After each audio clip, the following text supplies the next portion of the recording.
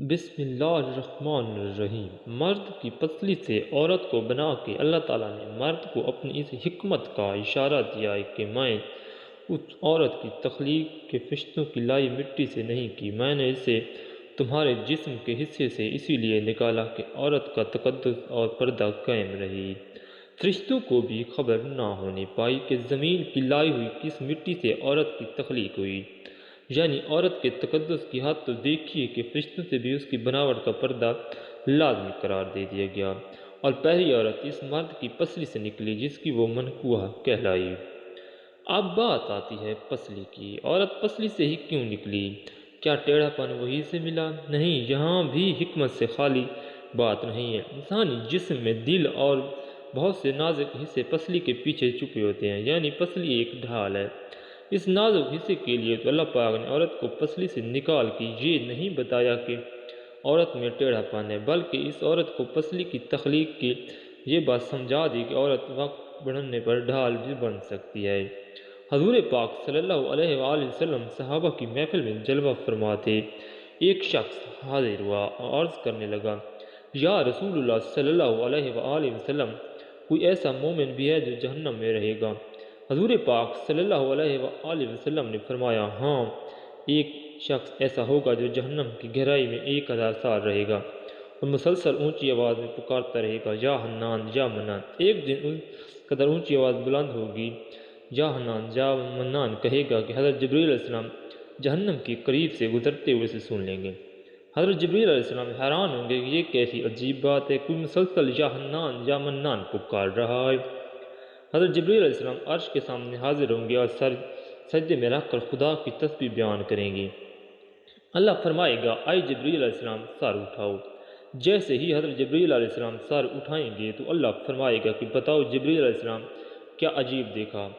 آج تم نے۔ حضرت جبریل علیہ السلام عرض کریں گے، اے ہمارے رب، میں نے جہنم سے آتی ہوئی ایک آواز سنی جو کہ گہرے کھڑے سے لگ رہی تھی، کوئی پکار رہا تھا، یا حنان یا منان۔ اللہ فرمائے گا، اے جبریل علیہ السلام، جہنم کی 2 رکع مالک کے پاس جاؤ اور اسے کہو کہ جو بندہ یا حنان یا منان کی صدا لگا رہا ہے اسے جہنم سے نکال کر تمہارے حوالے کر دے، پھر اسے میرے پاس لے آؤ۔ حضرت جبریل علیہ السلام جہنم کے دروازے پر تشریف لے گئے، دروازے پر دستک دی، مالک باہر آئیں گے۔ حضرت جبریل علیہ السلام انہیں اللہ پاک کا حکم سنائیں گے۔ حق کا حکم سن کر مالک جہنم کے اندر جائیں گے۔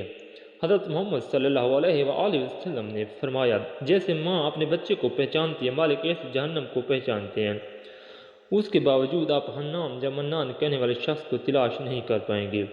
باہر تشریف لائیں گے۔ حضرت جبریل علیہ السلام سے عرض کریں گے، اے جبریل، جہنم نے گہرا سانس لیا ہے، اسی لیے کوئی سی چیز پتھر ہے، کون سی چیز لوہا ہے اور کون انسان، اس کی پہچان نہیں ہو رہی۔ حضرت جبریل علیہ السلام پھر اللہ کی بارگاہ میں سجدہ کریں گے۔ اللہ پاک ارشاد فرمائے گا، اے جبریل علیہ السلام، سر اٹھاؤ، تم یا حنان یا منان کہنے والے کو کیوں نہیں لائے؟ جبریل علیہ السلام عرض کریں گے، مولا، 2 رکعت جہنم مالک نے بھی معذرت کر لی، کہتے ہیں جہنم نے گہری سانس لی ہے، اس وجہ سے پتھر، لوح اور انسان کے درمیان کوئی فرق نہیں بتا، تو یہ سب جل کر کوئلہ بن چکے ہیں، کسی چیز کی پہچان نہیں ہو رہی۔ اللہ فرمائے گا، جبریل، مالک سے کہو میرا بندہ جہنم کے فلاں گڑھے میں فلاں کونے میں اس حالت میں پڑا ہوا ہے۔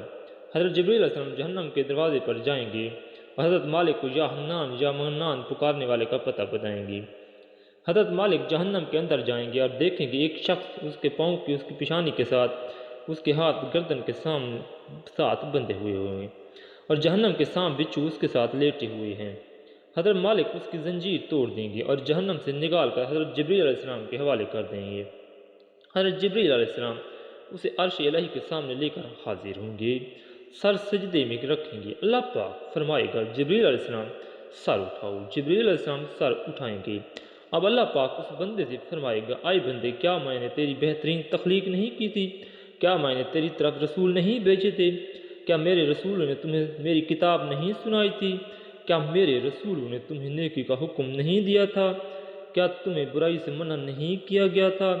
وہ بندہ ساری باتوں کو مان کر اقرار کرے گا، یا اللہ، تو نے میری بہت اعلیٰ تخلیق فرمائی، تیرے رسول بھی تشریف لائے اور انہیں تیرے احکام بھی سنائے۔ اللہ پاک فرمائے گا، فلاں فلاں گناہ کیوں کیا؟ وہ عرض کرے گا، یا اللہ، میں نے اپنی جان پر ظلم کیا جس کی سزا مجھے جہنم میں ڈال دیا گیا، اے اللہ کی اس کے باوجود میری امید نہیں ٹوٹی، مجھے تیری رحمت سے امید تھی، میں یا حنان یا منان پکارتا رہا، مولا تو نے مجھے اپنے فضل سے جہنم سے نکالا، یا اللہ مجھ پر رحم فرما۔ اللہ پاک فرمائے گا اے فرشتو گواہ ہو جاؤ، میں نے اس پر رحم کیا اور اسے معاف کر دیا۔